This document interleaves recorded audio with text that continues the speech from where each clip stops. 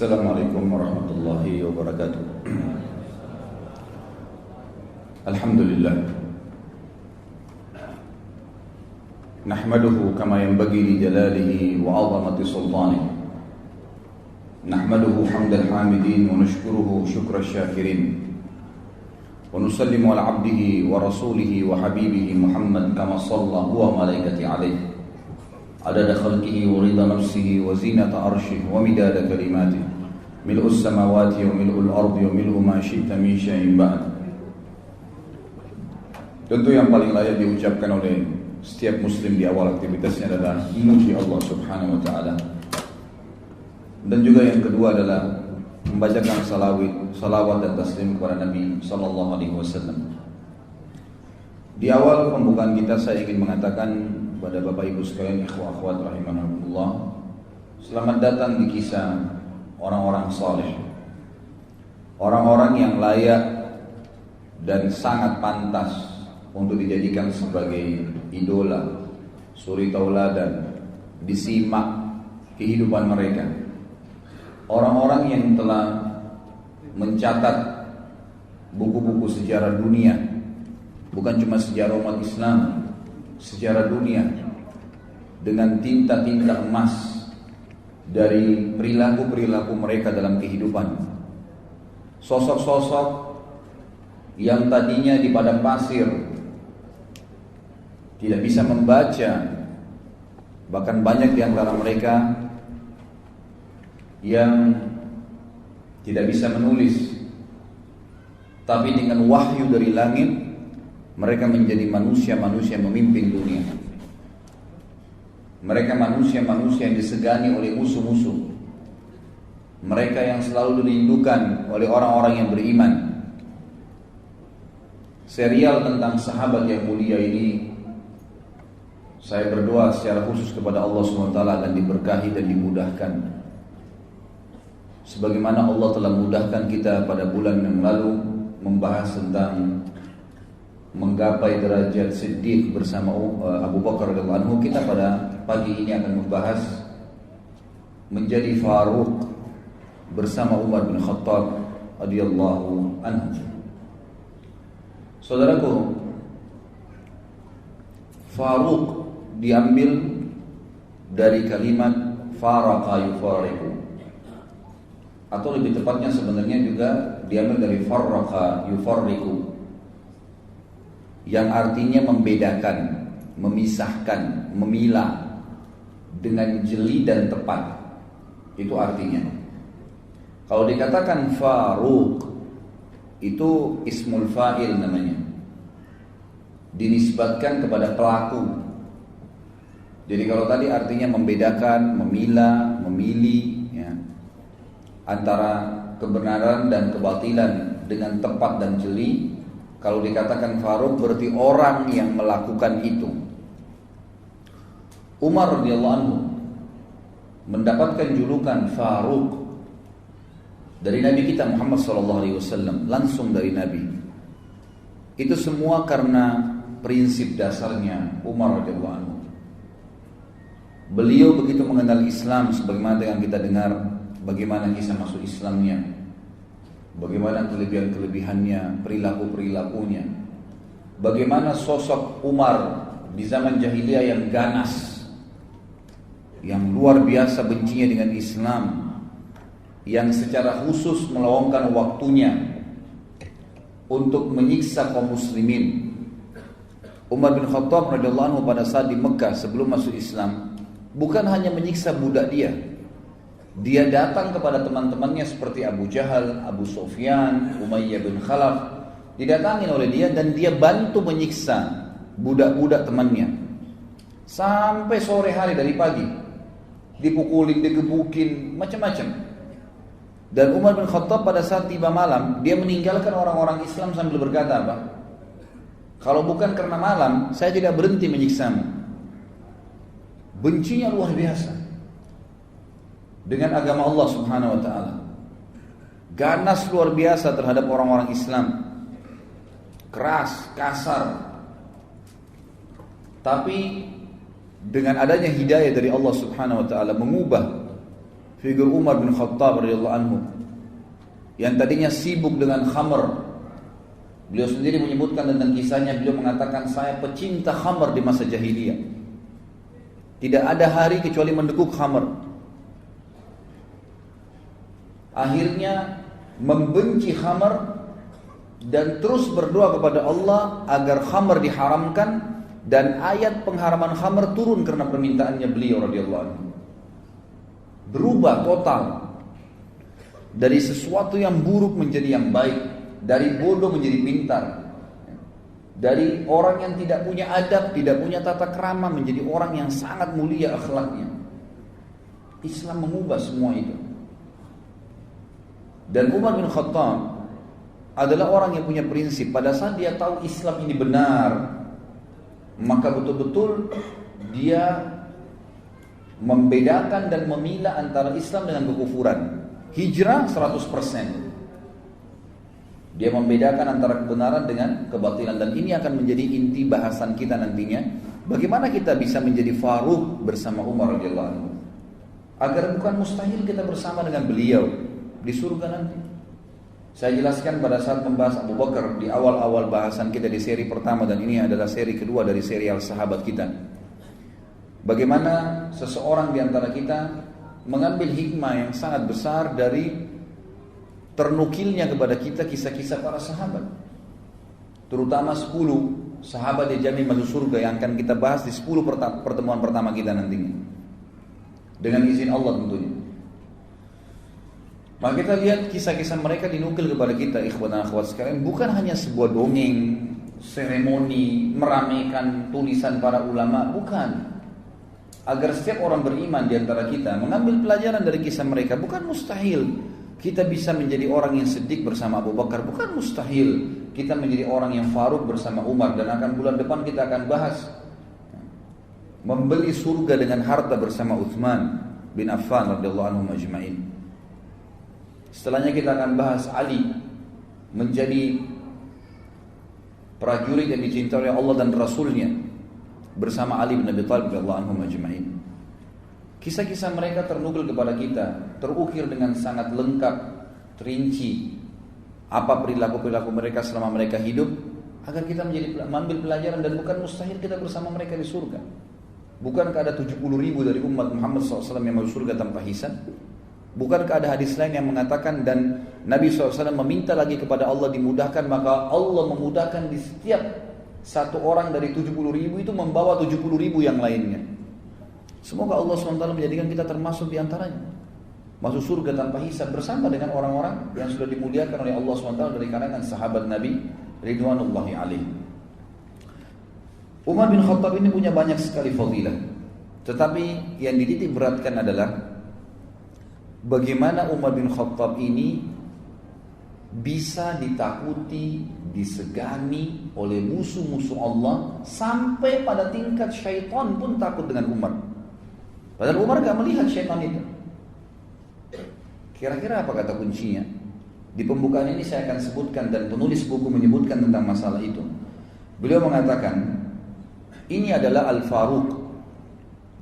Menyebut namanya menghiasi majlis pertemuan setiap orang yang beriman. Padanya terbaca kebenaran ungkapan. Semua orang yang membahas Umar dan menyimpulkan, ternyata sampai dia sukses sebagaimana kita pelajari nanti, dari anak atau dari seorang anak muda yang pemabuk, yang jahat, yang ganas sama orang Islam atau orang mukmin di Mekah, menjadi seorang yang beriman, yang sangat baik, sebagaimana kita lihat nanti, yang sangat luar biasa perjuangannya membela agama Allah, dan sangat tegas dengan orang-orang kafir, sampai menjadi raja kaum muslimin dan meninggal mati syahid di Madinah. Ternyata kata kuncinya, kata beliau adalah, barang siapa yang takut kepada Allah, niscaya Allah akan membuat segala sesuatu takut padanya. Jadi rahasianya Umar bin Khattab ditakutin. Nanti kita lihat sama musuh-musuhnya dari kalangan manusia dan jin pun. Jin kalau melihat Umar bin Khattab, nanti kita jelaskan hadisnya, lewat di sebuah lembah, Umar gak lihat, dia sengaja cari lembah lain karena takut dengan Umar radhiyallahu anhu. Kata kuncinya karena Umar bin Khattab sangat takut dengan Allah Subhanahu wa taala. Disebutkan cirinya adalah beliau kalau mendengar atau membaca Al-Quran terlintas ayat tentang azab, maka beliau pingsan. Setiap kali dengar ayat pasti pingsan. Bahkan pernah sekali beliau baca Quran itu pingsan, ya, dan sadar beberapa saat kemudian dan merasa sakit tubuhnya karena takutnya dengan ayat tersebut selama sebulan. Dan para sahabat mengunjunginya karena dianggap sakitnya tadi. Tidak pernah kena apa-apa, nggak ada penyakit khusus, tapi karena takut pada saat membaca tentang ayat azabnya Allah Subhanahu Wa Taala. Di kedua bawah matanya, kelopak matanya ada garis berwarna hitam. Dan ini tidak mudah, kulit seseorang itu bisa bergaris warna hitam dan seperti ada lubang mengalirnya tempat air. Ini karena banyaknya Umar bin Khattab menangis kepada Allah Subhanahu Wa Taala setelah masuk Islam. Sebagaimana juga mudah-mudahan nanti akan ada beberapa kisahnya. Dialah laki-laki yang terang-terangan tentang Islamnya pada saat orang menyembunyikan Islam itu sendiri. Dia yang sengaja mengorbit Islamnya. Nanti juga akan kita lihat kisahnya. Dia laki-laki, ikhwan dan akhwat sekalian, yang menambal bajunya pada saat menjadi khalifah dan memakai baju biasa dan tidak punya pengawal. Tidak pernah takut kecuali kepada Allah Subhanahu Wa Taala. Dialah laki-laki yang syaitan lari darinya. Dialah laki-laki yang tidak pernah tidur malam hari kecuali sudah memastikan tidak ada lagi kaum muslimin yang susah pada saat itu. Dialah laki-laki yang merupakan mujahid terbesar, ya, yang dicatat dalam sejarah. Karena di zaman Umar bin Khattab disepakati oleh para sejarawan muslim adalah masa ekspansi Islam terbesar. Runtuhnya, ya, kerajaan Persia secara keseluruhan, Rusia, Afghanistan, Iran, Irak, semua wilayah Persia dulu itu runtuh di zaman Umar radhiyallahu anhu.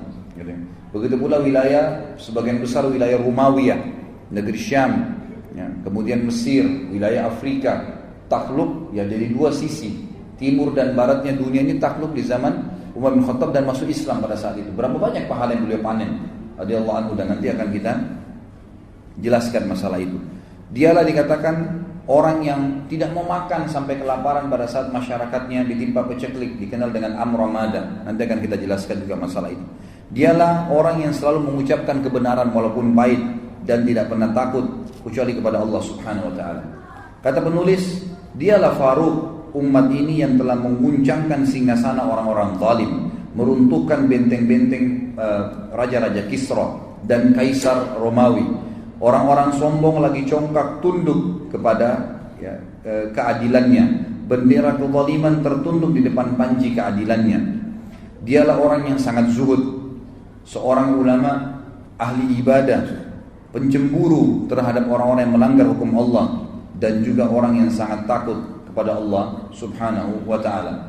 Orang yang punya tekad yang baja, pembunuh fitnah-fitnah, dan juga orang yang paling gencar menghidupkan sunnah Nabi Sallallahu Alaihi Wasallam. Ini kurang lebih kronologis yang disebutkan oleh penulis buku. Sekarang kita masuk, siapa Umar bin Khattab radhiyallahu anhu. Umar bin Khattab ini sebenarnya adalah salah satu dari suku Adi. Adi ini suku dari Quraisy dan bertemu dengan Nabi Sallallahu Alaihi Wasallam di kakek kelima atau keenamnya. Di zaman jahiliyah, Umar ini sangat dekat dengan Umar yang lain. Ada dua orang Umar dulu di zaman jahiliyah yang terkenal sekali, pemimpin Mekah. Itu adalah Umar bin Khattab dan Umar bin Amr bin Hisham, atau dikenal dengan Abu Jahal. Dua orang ini terkenal dengan Umarain, ya, di Mekah. Dua Umar yang terkenal sekali.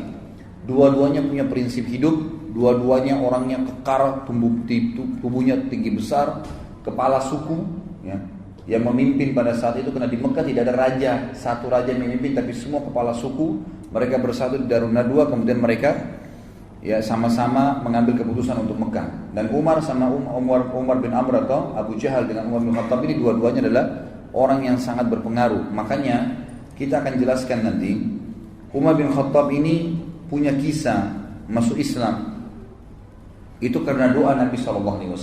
Nanti akan saya jelaskan sebentar. Umar bin Khattab ini tugasnya di masa jahiliyah dulu adalah sebagai duta. Dan duta ini adalah sosok orang yang menggambarkan atau menyimbolkan sebuah negara sebagaimana kita tahu. Dan duta ini sama dengan presiden, dia nggak boleh diganggu dan dia harus punya kelebihan, keterampilan, baik itu dalam membela dirinya ataupun mempertahankan prinsip-prinsip dasar negaranya. Dan Umar bin Khattab adalah duta, gitu kan, bagi orang-orang Quraisy kemanapun dia yang diutus untuk pergi. Dan kalau menghadapi orang-orang yang susah, keras kepala, berat untuk ditangani, maka Umar bin Khattab lah yang diminta oleh orang-orang Quraisy untuk menghadapinya. Di masa jahiliyah dia sangat buruk kehidupannya, karena Umar bin Khattab maksudnya buruk dalam pandangan Islam tanda kutip ya. Beliau selalu mabuk, beliau selalu menyembah berhala. Agak berbeda sedikit dengan Abu Bakar. Abu Bakar memang orang yang dari zaman jahiliyah nggak pernah buat masalah. Memang masa jahiliyah itu subhanallah Abu Bakar hidupnya mulus-mulus saja, tidak pernah sembah berhala, orang yang suka bersedekah, memang sudah bersahabat dengan Nabi SAW karena dia tinggal satu camp dengan Khadijah, ya, pemukiman pedagang-pedagang di Mekah, sebagaimana sudah kita jelaskan pada pertemuan yang lalu. Tapi Abu Bakar itu hidup Abu Bakar. Mungkin tidak semua orang bisa seperti Abu Bakar. Tapi Umar Allah jadikan radhiyallahu anhu ajma'in adalah simbol ya rahmatnya Allah Subhanahu wa taala. Ternyata Umar bin Khattab ini kehidupannya luar biasa gitu. Di masa jahiliyah, mabuk tiap hari nyiksa umat Islam, tiap hari nyembah berhala, beragam macam kesalahan dikerjakan oleh Umar bin Khattab radhiyallahu anhu, gitu kan? Maka dengan datangnya Islam, Allah SWT menunjukkan rahmatnya. Asal orang mau taubat, orang mau berubah, orang mau mengikuti kebenaran, Allah tidak akan lihat masa lalunya. Allah tidak akan lihat masa lalunya. Umar bin Khattab ini berselisih para ulama tentang bagaimana kisah masuk Islamnya. Paling tidak ada 3 riwayat yang dinukil oleh penulis buku. Namun yang paling ditarjih, dikuatkan oleh beliau adalah riwayat tentang ya, atau riwayat Imam Tirmidzi dalam kitab Al-Manaqib tentang Manaqibul Umar bin Khattab yang disahihkan oleh Syekh Albani dalam masalah ini. Bahwasanya riwayat tentang keislaman Umar yang paling kuat kena ya dengan riwayat Tirmidzi, yaitu doa Nabi SAW. Waktu umat Islam terdesak, kewalahan di Mekah menghadapi musuh-musuh mereka, tiap hari disiksa, tiap hari dipukulin, ada yang dibunuh, nggak bisa melawan. Sampai waktu Nabi SAW melewati Yasir dan istrinya Sumayyah radhiyallahu anhuma, budak daripada Abu Jahal, dan memiliki anak bernama Ammar yang dikenal dengan Ammar bin Yasir, semuanya sahabat yang mulia. Sumayyah lagi hamil, lalu dikatakan oleh Abu Jahal, ya, kembalilah kepada Tuhanmu yang dulu wahai Sumayyah. Maka Sumayyah mengatakan, saya lebih memilih mati daripada harus kembali menyembah berhala yang kalian buat dengan tangan kalian sendiri. Lalu Abu Jahal marah menusuk perutnya Sumayyah. Meninggal mati syahid, dan wanita pertama syahid dalam Islam adalah Sumayyah radhiyallahu anha. Kemudian menyusul suaminya Yasir, dibunuh juga oleh Abu Jahal. Lalu Ammar ya, pada saat itu didesak, umurnya masih 8 tahun, 9 tahun, oleh Abu Jahal dikatakan, wahai Ammar, kalau kau tidak mengaku juga kembali kepada Tuhanmu yang dulu, maka aku akan menyiksamu lebih berat daripada ibu dan ayahmu. Sampai Ammar karena ketakutan dan merasa sakit berkata, baiklah, wahai Abu Jahal, wahai Abu Hakam, apa yang kau mau? Orang-orang jahiliyah memanggil Abu Jahal dengan Abu Hakam, artinya orang yang bijaksana. Tapi kita dalam Islam diberitakan kalau Nabi SAW mengatakan memanggil dia Abu Jahal. Maka dia mengatakan, baik, apa yang kau mau? Kata Abu Jahal, ya, lewat seekor unta, dia mengatakan, katakanlah kamu kufur kepada Muhammad dan Tuhannya Muhammad. Dia mengatakan, saya kufur. Abu Jahal belum puas nih. Lewat seekor unta, kata Abu Jahal, saya belum puas sampai kau bilang unta ini Tuhan saya. Maka Ammar pun mengatakan, unta ini Tuhan saya. Lalu Abu Jahal membiarkan dia. Pada saat mereka lagi proses disiksa, Nabi kita Muhammad SAW lewat di situ. Melihat kejadian tersebut, tidak ada kekuatan bagi umat Islam. Bagaimana cara membelahnya nih? Maka Nabi SAW cuma mengucapkan kalimat, sabran ala Yasir fa inna mau'idakumul jannah. Sabarlah wahai keluarganya Yasir, pasti kalian dengan mati ini masuk surga. Lalu Nabi SAW lewat menuju ke rumah beliau. Ammar pun mengikuti Nabi SAW lalu berkata, ya Rasulullah, saya telah kufur, ibu saya dan ayah saya dibunuh oleh Abu Jahal, dan saya pun dipaksa, akhirnya saya mengucapkan secara terpaksa saya kufur kepada risalah anda, dan saya juga mengatakan unta Tuhan saya. Maka kata Nabi SAW, wahai Ammar, kalau besok kau diperlakukan lagi yang sama dengan Abu Jahal, ucapkan apa yang dia mau, karena sungguhnya kau tidak kufur, hatimu tidak seperti itu. Maka turunlah firman Allah Subhanahu wa taala yang menjelaskan tentang perilaku Ammar ini. Illa man ukriha wa qalbu mutmainnun bil iman. Tidak masuk kekufuran kalau orang itu sebenarnya mengucapkan kalimat kufur karena terpaksa sementara hatinya penuh dengan keimanan. Turun kepada Ammar radhiyallahu anhum ajma'in. Pada saat itulah Nabi SAW berdoa, mengatakan dalam doanya, Allahumma izzal islama bi ahabba hadaini rajulaini ilai. Bi Abi Jahal bin Hisham, dalam riwayat dikatakan bi Umar ya, bin Amr bin Hisham, dan yang kedua au bi Umar bin Khattab. Hadis ini sebagaimana saya jelaskan dari riwayat Tirmidzi dan disahihkan oleh Syekh Albani. Artinya, ya Allah, kata Nabi SAW dalam doanya, muliakanlah Islam ini dengan salah satu dari dua orang yang paling engkau cintai. Itu Abu Jahal ibn Hisham, Umar bin Amr bin Hisham, atau Umar bin Khattab. Kata perawi hadis, dari keduanya ternyata yang lebih Allah cintai adalah Umar bin Khattab, sehingga Allah memberikan hidayah. Ini pendapat yang dikuatkan oleh penulis, mengatakan ini pendapat yang paling kuat tentang masuk Islamnya Umar bin Khattab. Yang kedua adalah kisah yang lain tentang masuk Islamnya Umar bin Khattab, dan ini dinukil oleh Imam Bukhari dalam kitab Sahihnya. Kisahnya kurang lebih bahwasanya Umar bin Khattab ini pernah marah dengan Nabi SAW. Jadi setelah melihat kejadian di Mekah, simpang siur, setiap hari orang bicara tentang Muhammad, terus pengikutnya Muhammad disiksa, orang Quraisy bertengkar, berkelahi, suku sama suku saling bermusuhi, sepupu sama sepupu saling bertengkar, gitu kan? Suami istri terpisah dengan suaminya. Umar bin Khattab bilang, Muhammad sudah gila nih. Saya harus bunuh Muhammad. Itu perkataan Umar bin Khattab di awal. Saya harus bunuh Muhammad. Maka dia pun keluar dengan baju perangnya, membawa pedangnya, gitu kan? Keluar khusus untuk membunuh Nabi sallallahu alaihi wasallam, gitu kan? Lalu dia pun mendatangi Abu Jahal dan berkata kepada Abu Jahal. Pada saat itu Abu Jahal mengatakan, saya akan memberikan 100 ekor unta yang membunuh Muhammad.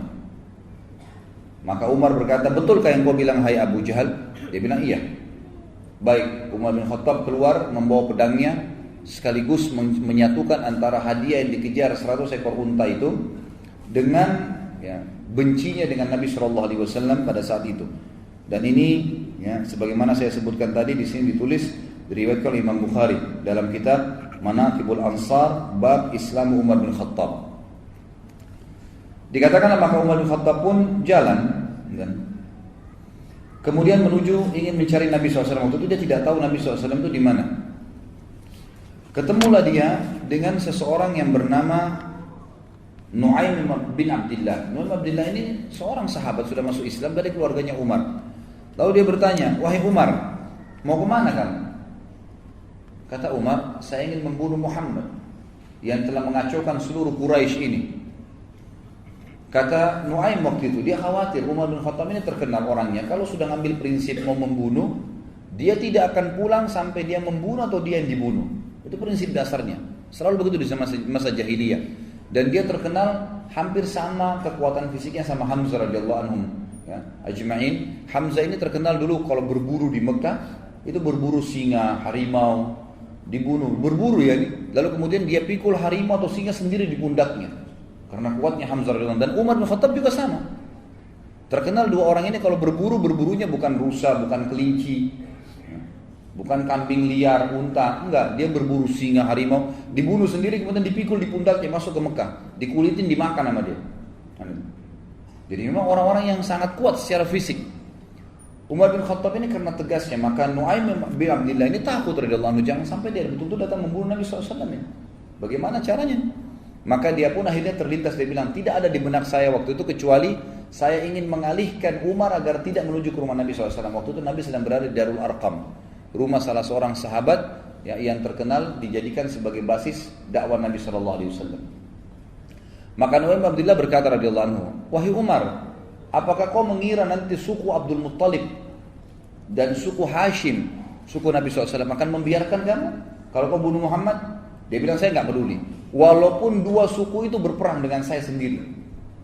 Betul-betul prinsip dasar mau membunuh ini, gitu kan? Lalu kata Nu'aim bin Abdillah, tidak terdapat di mana saya kecuali satu hal. Saya bilang, kenapa kamu sibuk mengurus Muhammad, Umar, sementara adikmu sendiri Fatimah bin Khattab, ini adik kandungnya Umar bin Khattab perempuan, dengan suaminya adik iparmu Sa'id bin Zaid. Sa'id bin Zaid radhiyallahu anhu adalah salah satu dari 10 yang masuk surga nantinya, gitu kan? Itu adik iparnya Umar bin Khattab. Jadi Umar sama adik iparnya dua-dua dapat jaminan surga. Dari 10 sahabatnya masuk surga, Sa'id bin Zaid ini. Mereka sudah masuk ikut agamanya Muhammad. Bagaimana bisa kau sibuk dengan Muhammad sementara keluargamu sendiri belum kamu urus? Maka Umar marah mengatakan, apakah benar Fatimah adikku sudah sabah, ya, artinya sudah keluar meninggalkan agama Tuhannya? Kata Nuaim, iya benar, silakan kau pastikan sendiri. Maka Umar bin Khattab waktu itu tidak tahu di mana Nabi SAW berada dan dia tahu rumah adiknya, dia menuju ke rumah adiknya. Jalan dari ke rumah adiknya. Tiba di rumah adiknya, ternyata adiknya Fatimah binti Khattab dan suaminya Sa'id bin Zaid sedang belajar Al-Quran dari seorang sahabat tadinya bekas budak yang dibebaskan oleh Abu Bakar, namanya Khabbab bin Arad. Khabbab bin Arad adalah guru Al-Quran, dia ajar mengaji lagi dengan ayat. Begitu mereka dengar suara langkah Umar bin Khattab, dalam beberapa athar dikatakan Umar ini saking badannya besar, kalau dia melangkah suara kakinya terdengar, gitu kan? Maka didengar oleh Fatimah dan mereka tahu itu adalah langkah Umar, dengan suaranya juga dikenal dari Umar. Maka mereka pun menyembunyikan Khabbab bin Arad di kamar, kemudian menyembunyikan beberapa lembaran Al-Quran yang waktu itu masih tertulis di kulit-kulit unta. Lalu Umar mengetuk pintu, tidak dibukakan, lalu dia mendobrak pintu dan rubuh pintu itu. Kemudian dia berkata kepada Fatimah dan Sa'id, adiknya dan adik iparnya, apa tadi yang saya dengar itu? Apakah itu yang Muhammad ajarkan? Kata Fatimah, tidak ada sesuatu yang kau dengar. Apa yang kau dengar tadi? Lalu dia mengatakan, tadi saya dengar. Tidak usah kalian rahasiakan. Perlihatkan kepada saya itu. Waktu itu kebetulan lembaran Al-Quran dipegang oleh Fatimah. Lihat, disembunyi di belakang badannya tapi kelihatan. Umar mengatakan, pasti itu yang kamu pegang, berikan kepada saya. Fatimah nggak mau. Maka Umar menampar adiknya. Waktu ditampar keluar darah, jatuh. Suaminya Sa'id bin Zaid berusaha mendekat, gitu kan? Waktu mendekat dipukul juga sama Umar. Jatuh dua-duanya. Waktu jatuh Umar sudah tinggal mengambil kertas saja, tapi Allah kulit itu saja. Tapi Allah SWT memudahkan waktu itu hatinya Umar terbuka. Dia lihat adiknya jatuh berdarah, belum pernah dia mukul adik kandungnya sendiri. Maka dia pun mengatakan, kenapa kau terlalu ngotot mempertahankan ini? Kata adiknya, jangan kau pegang hai Umar, karena kau najis, nggak mungkin kamu bisa memegang ini. Kau masih dalam keadaan kafir. Kalau kau mau memegangnya maka mandilah dulu. Umar pun akhirnya masuk ke dalam rumah, minta pamit mandi. Setelah mandi dia keluar, dikasihlah lembaran tersebut. Kebetulan waktu itu beberapa ayat di dalam kertas, di dalam kulit itu dari surah Thaha. Surah Thaha. Lalu Umar pun duduk kemudian membaca. Mulailah membaca. Ya, Thaha ma anzalna ilaikal qur'ana litashqa illa tadhkiratan liman yakhsha. Terus dia baca.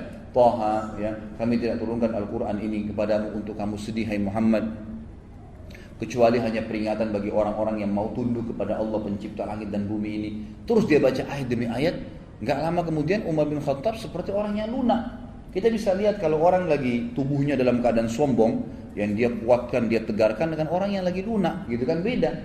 Maka melihat waktu itu Sa'id bin Zaid melihat Umar bin Khattab agak melunak. Lalu dia waktu itu juga waktu Umar membaca, rupanya suaranya agak keras dan ini dalam bahasa Arab, dia ngerti.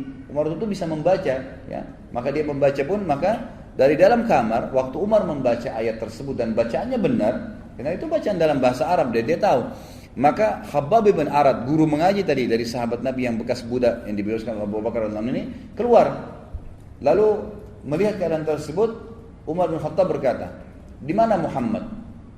Khabbab bin Arad radhiyallahu anhu tahu bahwasanya Umar ini sudah lunak nih. Dia mengatakan, "Wahai Umar, kalau kau mau saya yang tunjukkan." Maka Khabbab bin Arad pun memegang tangan Umar lalu sama-sama menuju ke Darul Arqam.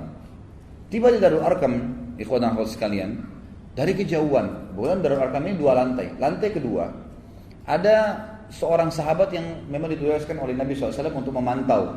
Kalau ada orang-orang Quraisy yang datang atau mengetahui kegiatan mereka, maka mereka bubar gitu. Begitu dia lihat dari jauh, ternyata ada Khabbab bin Arad datang, lagi berada di sebelahnya Umar bin Khattab. Dan Khabbab bin Arad ini memegang tangan Umar, tapi dari kejauhan kesannya seperti Umar yang memegang dia, karena besarnya tangan Umar, gitu kan. Maka yang sahabat di lantai 2 rumah ini mengira Umar bin Khattab menawan Khabbab bin Arad, gitu kan, dan dia datang untuk membunuh Nabi SAW. Maka berteriak dari atas sahabat ini, Umar bin Khattab, si kafir datang, gitu kan. Maka semua orang heboh di rumah Darul Arqam. Umar bin Khattab yang datang, lebih baik orang-orang Quraisy 10-20 orang daripada Umar yang datang, gitu kan. Bagi mereka luar biasa kalau Umar datang, ini berbahaya sekali, gitu kan. Nanti kita lihat setelah masuk Islam bagaimana dia lawan orang-orang Quraisy juga sendirian. Maka dia pun datang ke dekat pintu. Pada saat masuk dekat pintu, Maka semua sahabat waktu itu hirup-hirup dalam rumah. Hamzah radhiyallahu anhu waktu itu sudah masuk Islam sebelumnya dan duduk lalu berkata, biarkan dia masuk. Kalau dia niat buruk, saya akan menghadapinya. Maka Nabi SAW mengatakan, masukkan Hamzah ke dalam kamar. Hamzah disuruh sembunyikan. Ini bukan perkelahian. Nabi SAW sudah tahu. Dimasukkan ke dalam ruangan. Lalu kata Nabi SAW, bukakan buat dia. Begitu dia masuk, begitu dibukakan pintu, Umar bin Khattab lihat Nabi SAW, tundukkan pandangannya. Lalu Nabi SAW memegang pundaknya, bajunya dengan keras dan menyentaknya sambil mengatakan, wahai Ibnu Khattab, apakah kau menunggu azabnya Allah turun padamu baru kau beriman? Maka Umar diam. Nabi SAW sentak kedua kali, wahai Ibnu Khattab, apakah kau menunggu azabnya Allah turun kepadamu baru kau mau beriman? Sampai 3 kali lalu Umar bin Khattab jatuh berlutut di tanah lalu mengatakan, saya beriman kepadamu ya Rasulullah. Lalu dia syahadat. Pada saat dia syahadat, seluruh Darul Arqam bertakbir. Karena besarnya takbir kaum muslimin, bangga dengan Umar masuk Islam, terdengar sampai di dekat Ka'bah takbir mereka. Gitu kan? Jadi saking besarnya. Ini salah satu kisah yang berhubungan dengan masuk Islamnya Umar bin Khattab. Riwayat yang lain maksud saya. Riwayat yang ketiga adalah riwayat yang dinukil oleh Imam Ahmad, ya. Mohon maaf, bukan. Riwayat di sini dikatakan sebenarnya di sanadnya dhaif, ya. Sanadnya dhaif, tapi ini disebutkan oleh Imam Az-Zahabi dalam Al-Mizan. Ini dikarenakan karena riwayat ini terdapat Abdurrahman bin Harith, seorang rawi yang jujur sebetulnya, tapi dia memiliki kekeliruan dalam meriwayatkan hadis. Jadi sebenarnya dhaifnya, lemah pun tidak terlalu lemah. Ya karena dia bukan pembohong, dia bukan ahli maksiat, cuman dia kadang-kadang keliru kalau menyampaikan hadis, lafadznya ada yang tertukar, maka didhaifkan. Tapi ulama tentu nanti saya simpulkan akan menggabungkan 3 riwayat ini dan mengatakan tidak ada yang berbentrok satu sama yang lain. Intinya Umar bin Khattab sudah masuk Islam dan akhirnya menjadi seorang sahabat yang mulia. Ibnu Ishaq menukil dalam buku sirahnya tentang Ummu Abdillah binti Abi Hathma, ya, radhiyallahu anha. Pada saat dia cerita, Ummu Abdillah ini bercerita, demi Allah ketika kami sedang bersiap-siap berangkat ke negeri Habasyah, mau berangkat ke negeri Habasyah,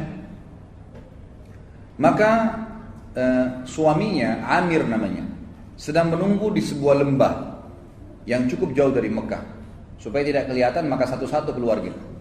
Ummu Abdillah ini kebetulan masih punya hubungan kerabat dengan Umar bin Khattab dan waktu itu terdengar oleh orang Quraisy bahwa muslimin sudah mau hijrah, mau melarikan diri dari Mekah, dan orang-orang Quraisy berjaga-jaga, termasuk Umar bin Khattab yang berjaga-jaga, ya, berusaha menahan umat Islam jangan sampai hijrah ke Habasyah. Ada yang hijrah dibunuh, gitu kan, berusaha dibunuh. Ummu Abdillah ini punya hubungan kerabat dengan Umar dan dia bersama dengan anaknya Abdullah ingin menyusul suaminya ke sebuah lembah yang sudah cukup jauh dari Mekah. Pada saat dia mikul-mikul barangnya, melewatin lembah demi lembah, tiba-tiba sebelum keluar dari pintu gerbang Mekah, ada Umar bin Khattab berdiri. Kagetlah Ummu Abdillah ini. Lalu Ummu Abdillah berkata, sungguh kami mendapatkan ujian berat melalui kalian. Maksudnya orang-orang musyrik Mekah, ya. Kami tidak pernah dibiarkan oleh kalian. Mau beriman pada Allah di Mekah diganggu, mau hijrah pun ditahan. Umar bin Khattab kaget waktu itu melihat Ummu Abdillah karena kerabatnya perempuan, ya. Kemudian malam-malam bawa barang, pikul-pikul, bawa anaknya masih kecil Abdullah yang waktu itu masih umur 2 atau 3 tahun, ya. Lalu Umar kesian mengatakan, wahai Ummu Abdillah, mau kemana kamu? Kata dia, saya mau ke Habasyah, mau hijrah. Karena kami nggak bisa ibadah menyembah Allah di sini. Kalian paksa kami untuk menjadi musyrik. Maka Ummu Abdillah kaget waktu itu berkata, ya, saya tiba-tiba melihat ada lunak dalam hati Umar dan tiba-tiba saja dia mengatakan, semoga keselamatan bersama Ummu Abdillah. Pergilah. Padahal Umar bin Khattab ini sudah niat keluar untuk membunuh siapapun orang Islam yang hijrah gitu. Pada saat bertemu Ummu Abdillah ini dengan suaminya di lembah yang sudah janjian di luar Mekah, tiba-tiba suaminya tanya, tadi Ummu Abdillah, ada enggak orang yang kau temuin dari Quraisy? Kata Ummu Abdillah, enggak ada, kecuali Umar, gitu kan. Kata suaminya, Umar bin Khattab itu musibah yang besar, gitu kan. Itu bahaya sekali kalau kau ketemu dengan dia. Lalu kata Ummu Abdillah, tapi dia sempat lunak. Dia bahkan mengatakan kepada saya, semoga engkau selamat wahai Ummu Abdillah. Mudah-mudahan menjadi penyebab masuk Islamnya, gitu kan. Lalu kata Amir ini suaminya Ummu Abdillah. Dia mengatakan, orang yang engkau lihat tadi itu, Umar bin Khattab maksudnya, tidak akan pernah masuk Islam sebelum keledainya Al-Khattab masuk Islam. Jadi mustahil masuk Islam orang itu, gitu kan. Ini kata sahabat ini. Karena luar biasa Umar benci dengan Islam pada saat itu. Gitu kan? Jadi kalau seandainya orang yang kau lihat itu mau masuk Islam, mesti keledainya Khattab, keluarga Khattab, maksudnya keluarganya Umar semua, itu syahadat baru dia bisa syahadat tuh orang. Saking sulitnya gitu. Maka akhirnya di kisah ini disebutkan sampai di situ, dan akhirnya Umar bin Khattab benar masuk Islam, kemungkinan bisa saja dari doanya Ummu Abdillah tadi yang disebutkan. Ya. Jadi itu diantara riwayat yang dinukil kepada kita. Pertama tentang doa Nabi Shallallahu Alaihi Wasallam, dan ini yang paling kuat. Yang kedua tentang adiknya Fatimah dan Sa'id bin Zaid radhiyallahu anhum ajma'in yang sudah masuk Islam sebelum lalu Umar membaca surah Thaha. Dan yang ketiga adalah tentang masalah kisah Ummu Abdillah. Ada riwayat yang lain juga dinukil oleh sebagian ya, ulama, dan dinukil juga oleh beliau di sini, adalah Umar bin Khattab pernah bercerita sendiri.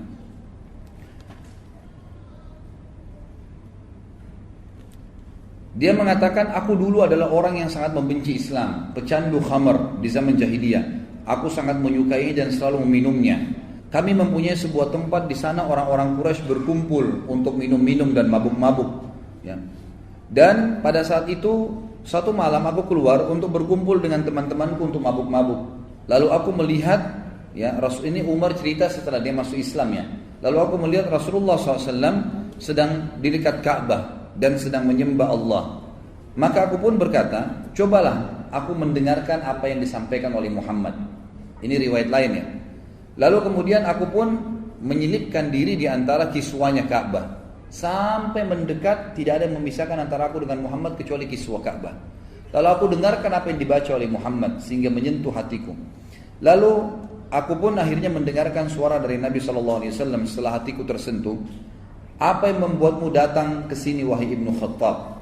Maka aku menjawab, aku datang untuk beriman kepada Allah dan Rasulnya serta kepada apa yang dibawa oleh Rasulnya. Maka Rasulullah SAW pun memuji Allah sambil berkata, Allah telah memberimu petunjuk wahai Umar. Kemudian Nabi SAW mengusap dadaku kata Umar dan mendoakanku agar aku bisa teguh. Kemudian aku meninggalkan beliau dan beliau masuk ke dalam rumahnya. Ini dinukil oleh beliau di footnote nomor 15, dikatakan diriwayatkan oleh Atha dan Mujahid tentang Islamnya Umar. Ibnu Ishaq juga menyebutkan di dalam buku sirahnya bahwasanya Abdullah bin Abi Najih al-Makki menyampaikan kepadaku dari Ishaq. Dan sanadnya ini mursal, tapi memiliki penguat-penguat dari riwayat-riwayat yang lain. Ringkas cerita adalah Umar bin Khattab dari 4 riwayat, jadi bukan 3 tadi, 4 riwayat ini ya semua dinukil bahwasanya bagaimana beliau masuk Islam. Terlepas daripada itu kata ahli sejarah dan penulis buku secara khusus mengatakan ini ya kalau kita mau gabungkan semua riwayat, tetap riwayat yang paling kuat tadi adalah riwayat yang menceritakan dari doa Nabi SAW. Karena memang kalau doa Nabi maka semua jadi penyebab beliau akhirnya masuk Islam, dan kasuistik tadi yang lainnya semua karena penyebab beliau masuk Islam saja. Lalu kita masuk setelah masuk Islam. Pada saat Umar bin Khattab mengucapkan syahadat, maka yang paling pertama dia lakukan 2 hal. Ya. Begitu dia syahadat depan Nabi SAW, dia melakukan 2 hal. Yang pertama adalah dia langsung bertanya, kata Ibnu Umar radhiyallahu anhu dalam riwayat yang sahih, riwayat Imam Bukhari, disebutkan bahwasanya pada saat Umar bin Khattab masuk Islam syahadat, dia menanyakan kepada para sahabat, siapakah di antara orang-orang Quraisy yang paling tidak bisa pegang amanah? Lisannya langsung suka gosipin orang. Kata beberapa sahabat di sebelah Umar, Jamil bin Mu'ammir. Ada seseorang yang bernama Jamil bin Mu'ammir. Coba temuin orang ini mengatakan itu namanya Jamil bin Mu'ammir. Lalu Umar bin Khattab mengatakan di mana dia? Kata sebagian orang di dekat Ka'bah. Ibnu Umar yang menukil riwayat ini mengatakan saya lalu mengikuti ayah saya. Pada saat menemui ya Jamil bin Mu'ammir ini lagi duduk depan Ka'bah, ayahku pun mendekati sambil berkata, wahai Jamil, apakah kau belum tahu apa yang terjadi dengan saya? Kata Jamil, tidak. Ada apa wahai Ibnu Khattab? Lalu kata Umar, saya sudah menjadi pengikut Muhammad, gitu kan? Lalu kata Abdullah bin Umar, belum sempat. Umar bin Khattab, ayah saya masih mau ceritain nih bagaimana masuk Islamnya. Jamil bin Mu'ammir ini memang tukang gosip yang super, gitu kan? Sampai dia bilang belum dengar ceritanya apa, berdiri langsung menuju ke dekat Ka'bah, ya tanpa melihat wajah ayah saya sedikit pun, lalu berkata dekat Ka'bah, Umar bin Khattab telah murtad, telah sabak itu menyembah selain Allah, selain Tuhan-Tuhan mereka. Maka orang-orang Quraisy pun datang dan akhirnya mengeroyoki Umar. ya, mengurai Umar. Waktu Umar ditanya oleh orang Quraisy sebelum dikeroyokin, wahai Umar, apa kau sudah sabah? Sabah itu berarti sudah murtad dari agama kita, menyembah selain berhala-berhala yang kami sembah. Kata Umar, tidak, saya enggak sabah, saya enggak murtad, tapi saya sudah asyhadu an la ilaha illallah wa anna muhammadar rasulullah. Malah dia syahadat depan mereka, gitu kan. Maka dalam riwayatnya dikatakan Umar bin Khattab pun dikeroyokin oleh orang-orang Quraisy. Riwayat yang ini riwayat menjelaskan, maka Umar pun dikeroyokin orang Quraisy, lalu dia berkelahi sama mereka dari pagi itu sampai sore. Sendirian dia lawan, gitu kan. Pada saat Umar bin Khattab capek, letih, ada dua riwayat di sini. Riwayat yang pertama menjelaskan, khusus masalah riwayat yang pertama ya. Nah, nanti riwayat yang kedua tentang bagaimana setelah dia masuk Islam, apa perilakunya. Ini masih riwayat yang pertama, tapi khusus masalah pada saat dia dikeroyokin ada dua riwayat lagi. Di sini menjelaskan. Riwayat yang pertama adalah Umar bin Khattab berkelahi sampai dia lelah. Begitu dia lelah, Umar bin Khattab duduk di tanah sambil berkata, lakukan apa yang kalian mau lakukan. Silakan pukulin saya, terserah. Demi Allah, kalau kami ada jumlahnya 300 orang saja yang sudah beriman sama Allah, maka kami memiliki Mekah atau kalian jadi pemilik Mekah. Artinya kami terus akan berkelahi dengan kalian sampai Mekah ini takluk, gitu kan? Kalau kami 300 orang. Riwayat yang lain mengatakan, waktu Umar bin Khattab letih, Umar bin Khattab balik melihat siapa di antara yang sedang keroyokin dia yang berkelahi ini, pemimpinnya Quraisy. Ada ditemukan ada satu pimpinan Quraisy, waktu itu tidak disebutkan namanya, dipegang ya badannya sama Umar, ditidurkan di tanah, lalu sama Umar ditusuk matanya. Umar bilang, kalau kau tidak suruh, jadi Umar lagi digebukin nih, tapi orang itu di bawahnya Umar tusuk matanya. Umar bilang, kalau kau tidak berhentikan mereka, matamu akan saya butakan. Maka dia pun teriak, lepaskan Umar sudah gila mau butain mata saya gitu. Akhirnya orang-orang pada tinggalin Umar waktu itu. Itu riwayat yang berhubungan dengan masalah waktu dikeroyokin. Riwayat yang lain menjelaskan, tapi ini riwayat sebenarnya yang pertama lebih kuat, ya, karena diriwayatkan oleh Imam Bukhari. Kalau ini riwayat lebih hasan, yang diriwayatkan hasan ada sebagian mendhaifkannya. Tapi yang jelas riwayatnya juga dipegangi oleh sebagian ahli sejarah karena penguat dia. Waktu Umar bin Khattab masuk Islam, dia berkata kepada Nabi SAW, ya Rasulullah, bukankah kita dalam keadaan benar? Ini baru syahadat nih, belum belajar banyak hukum, gitu kan? Apakah bukankah dalam keadaan benar? Kata Nabi SAW, benar. Bukankah orang Quraisy dalam keadaan salah, batil, menyembah berhala, salah? Karena tadi sebelumnya dia sudah menyembah berhala, gitu kan? Kata Nabi SAW, benar. Kata Nabi SAW, kalau kata Umar, kalau begitu kenapa kita tinggal ya Rasulullah? Ayo kita perangin aja, gitu kan? Padahal ini masih baru berapa belas orang, gitu kan? Maka Nabi SAW waktu itu mengatakan, sabarlah wahai Ibnu Khattab, sesungguhnya Allah belum perintahkan itu padaku. Jadi ini riwayat yang lain tentang perilaku Umar bin Khattab pada saat dia masuk Islam. Penulis buku di sini langsung pindah ke kisah, bukan lagi di Mekah. Karena di Mekah tidak terlalu banyak kisahnya Umar bin Khattab radhiyallahu anhu, tapi kita masuk ke kisah lebih banyak nanti bagaimana dia setelah masuk Islam, bagaimana pada saat dia hijrah, dimulai dengan pada saat hijrah, bagaimana pada saat hidup di Madinah, peperangan-peperangan yang dia hadiri bersama Nabi SAW, janji-janji Nabi SAW kepada diri beliau pribadi, kemudian juga apa perilaku beliau pada saat beliau jadi khalifah. Itu akan banyak fokus di situ. Pada saat Umar bin Khattab akan hijrah, di sini ditulis oleh beliau, hijrah yang merendahkan martabat orang-orang musyrik. Dinukil dalam sebuah riwayat, ya, riwayat disebutkan oleh Imam Tirmidzi, ini disebutkan oleh Ibnu Athir dalam Usudul Ghaba, dan ini dengan sanad yang sahih, ya. Dan khabar ini juga dikatakan disebutkan dalam buku Ar-Riyadun Nadhirin atau Ar-Riyadun Nadhirah, ya. Ini disebutkan juga dengan riwayat-riwayat yang sahih bahwasanya Umar bin Khattab pada saat akan hijrah ke Madinah, maka Ibnu Abbas meriwayatkan, Ibnu Abbas berkata, aku telah mendengarkan Ali bin Abi Thalib menceritakan.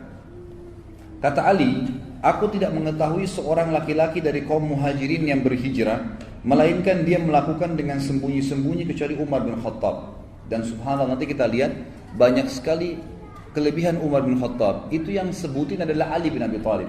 Yang justru riwayat-riwayat ini anehnya kenapa tersembunyi dari teman-teman orang-orang yang kita Syiah ini, yang semoga Allah berikan hidayah, gitu kan? Kenapa mereka tidak merenungi masalah ini gitu? Malah terbalik, mereka menganggap kayak membenci, ya, atau ahli sunnah ini membenci Ali. Padahal kita menghormati Ali radhiyallahu anhu, dan Ali ini adalah mertua Nabi, mertua Umar bin Khattab di akhir hidupnya Umar bin Khattab. Sebagaimana kita tahu, Umar bin Khattab nanti di akhir hidupnya menikah dengan Ummu Kalthum, adiknya Hasan dan Husain, dan Umar bin Khattab meninggal di paha, ya, Ummu Kalthum itu sendiri.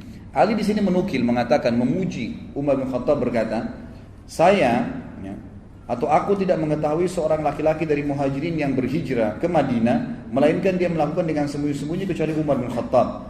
Ketika hendak berhijrah, dia mengambil pedangnya, menyiapkan busurnya, menenteng beberapa anak panah di tangannya, dan memegang tombak pendeknya. Jadi orang siap perang, gitu kan? Pedangnya ada, busurnya, anak panahnya, dan tombak kecil di tangan kirinya. Lalu dia menuju ke Ka'bah. Sementara para petinggi Quraisy sedang berada di halamannya. Dia tawaf di Ka'bah 7 putaran dengan tenang, lalu mendatangi makam Ibrahim dan sholat 2 rakaat.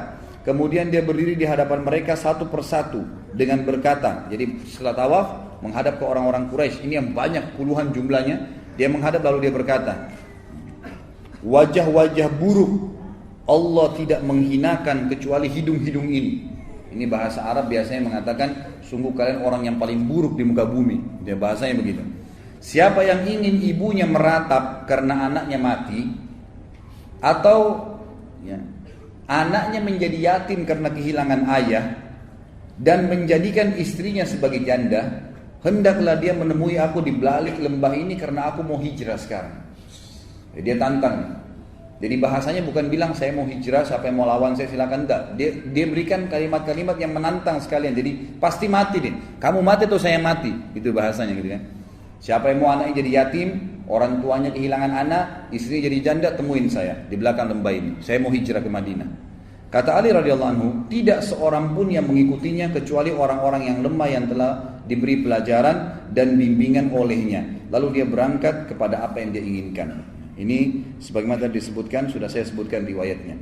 Jadi Umar bin Khattab ini satu-satunya orang yang hijrah dengan kemuliaan. Orang Quraisy nggak ada yang berani sama sekali yang menahan Umar bin Khattab pada saat itu, sementara yang lainnya semuanya sembunyi-sembunyi. Baik, mari kita dengar ikhwan dan akhwat sekalian beberapa manaqib. Manaqib ini kayak fadilahnya lah, ya, kelebihannya Umar bin Khattab yang disampaikan oleh Nabi sallallahu alaihi wasallam. Yang pertama adalah hadis yang sahih riwayat Imam Tirmidzi. Itu disebutkan di footnote nomor 19, di mana Nabi SAW pernah bersabda kepada para sahabat, ni'mar rajulu Abu Bakar wa ni'mar rajulu Umar. Sebaik-baik laki-laki untuk menjadi pendamping hidup, menjadi pemimpin, menjadi teman, menjadi ayah, menjadi anak adalah Abu Bakar, dan sebaik-baik orang juga laki-laki adalah Umar. Hadis ini ulama menyebutkan bahwasanya ini fadilah buat Abu Bakar dan Umar. Jadi karena di sini Nabi SAW memilih. Kalau dalam bahasa Arab dia katakan ni'mar rajul, artinya dia sebaik-baik laki-laki tadi semua posisi.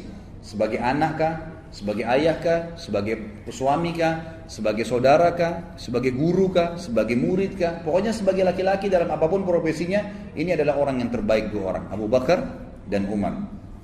Yang kedua adalah hadis yang diriwayatkan oleh Abu Dawud dan Tirmidzi dan disahihkan oleh Syekh Albani, di mana Nabi kita Muhammad SAW bersabda, inna ahlal darajatil ula la yarahum man tahtahum kama tarawna an-najma at-tali'a fi ufuqis sama' wa inna Abu Bakrin wa Umar minhum wa an'ama.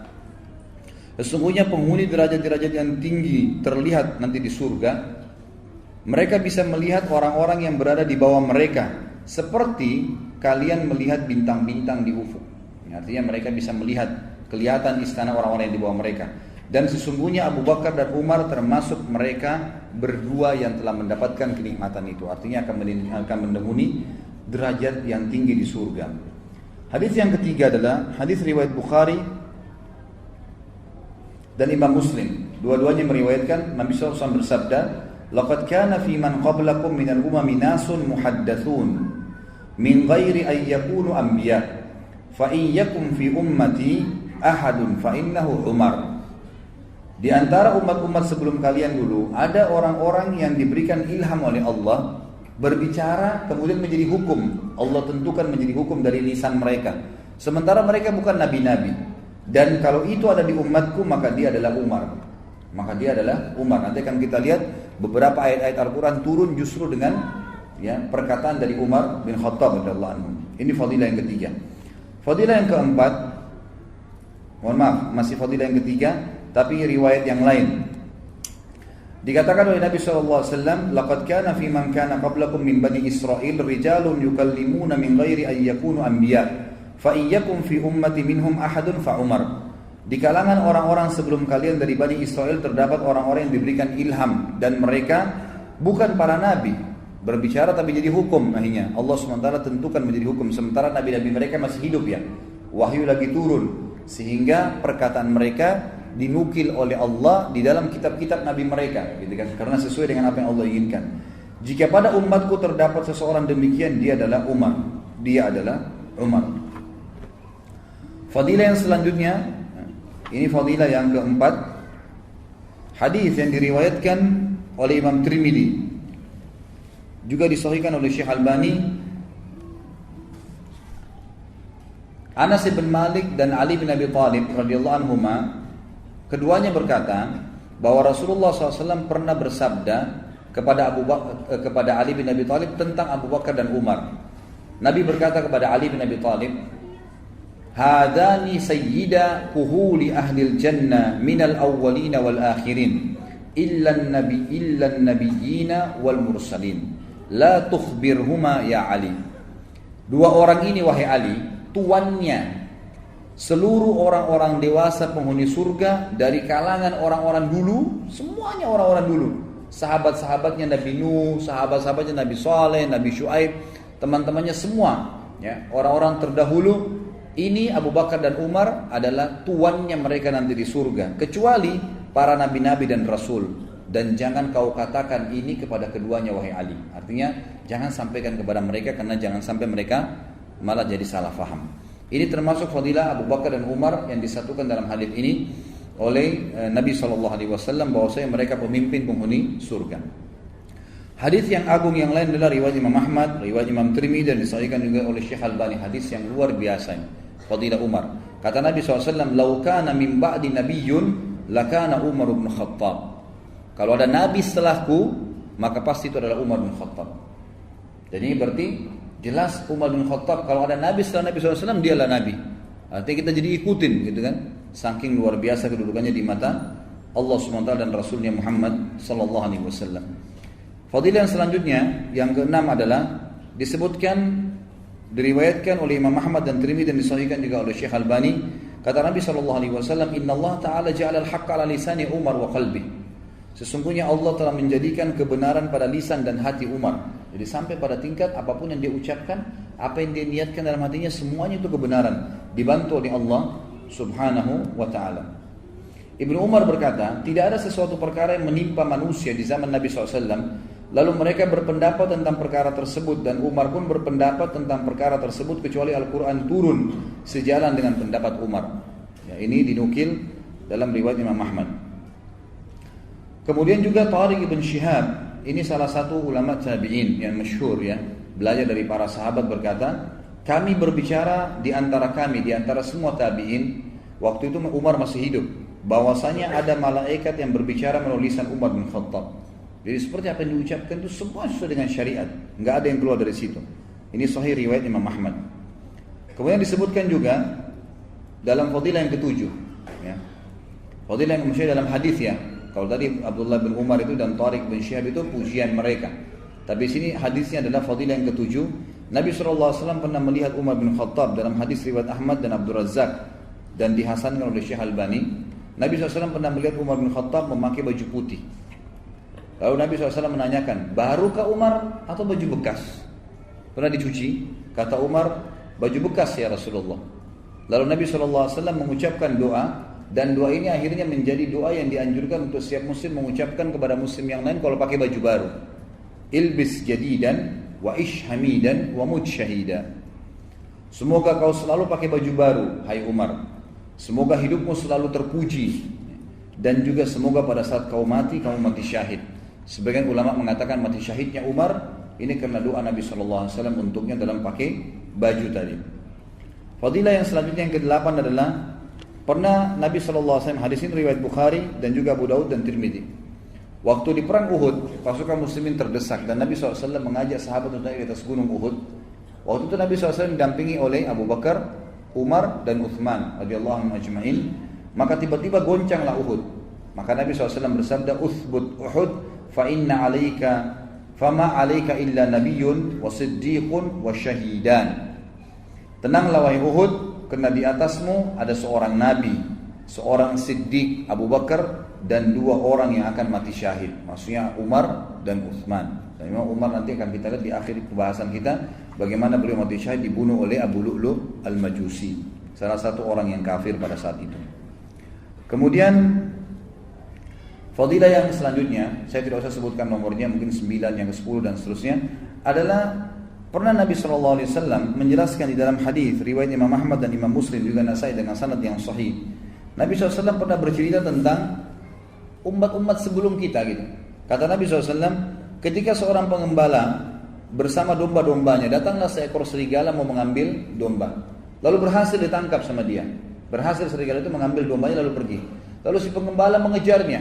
Kemudian serigala itu berbicara mengatakan, kalau saya sudah memangsa seperti ini, kau tidak akan bisa mengambilnya. Kata si serigala dalam bahasa si pengembala. Sampai pengembalanya berhenti, gak jadi ngejar gitu kan. Kok bisa serigala ngomong? Lalu kata Nabi SAW, dan juga dari sisi lain ada seseorang yang sedang membajak, yang sedang menggunakan sapinya gitu kan. Tapi tidak digunakan untuk membajak sawah, digunakan untuk memikul barang-barang yang berat di punggungnya. Lalu sapi itu berbicara mengatakan, ya, saya tidak diciptakan untuk ini, kepada ya pemilik sapinya. Lalu sahabat semua mengatakan subhanallah, maksudnya antara yakin dengan tidak gitu. Apa kata Nabi SAW? Sungguh aku, Abu Bakar dan Umar percaya tentang itu. Jadi artinya kalau sudah penyampaian dari saya, nggak ada keraguan. Masalah serigala bisa bicarakah, sapi bisa bicarakah, intinya dari Allah pasti kami percaya. Saya, aku, Abu Bakar dan Umar percaya tentang masalah itu. Dan ini sebuah fadilah. Artinya semua orang ragu tapi beliau ya dengan Abu Bakar dan Umar yakin dengan masalah itu. Kemudian Nabi SAW juga bersabda dalam fadilah yang selanjutnya, ini diriwayatkan oleh Imam Ahmad dan Tirmidzi dan Ibnu Majah dan juga disahihkan oleh Syekh Albani. Bunyinya, ar'afu ummati bi ummati Abu Bakar wa ashadduhum fi dinillahi Umar. Wa fi riwayah arhamu ummati bi ummati Abu Bakar wa ashadduhum fi amrillahi Umar. Umatku yang paling mengasihi umatku yang lain, umatku dari umatku yang paling mengasihi umatku secara global adalah Abu Bakar.